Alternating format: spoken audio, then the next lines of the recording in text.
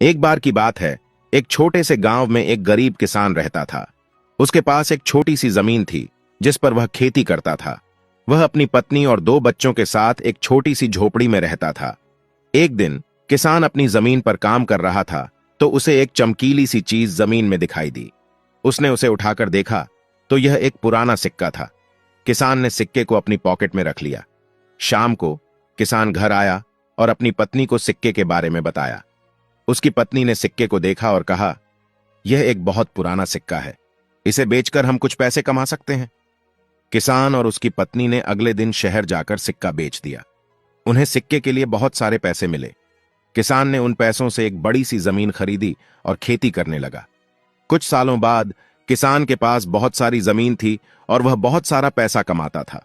वह अपनी पत्नी और बच्चों के साथ एक बड़े से घर में रहता था।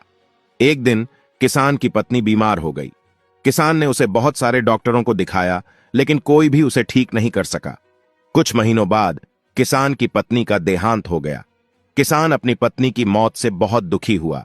उसने कुछ समय के लिए काम करना बंद कर दिया, लेकिन फिर उसने सोचा कि अपनी पत्नी की इच्छा को पूरा करना चाहिए। उसने अपने बच्चों को अच्छी शिक्षा दी और उन्हें सफल बनाया। निष्कर्ष, कड़ी मेहनत और लगन से कोई भी मुकाम हासिल किया जा सकता है।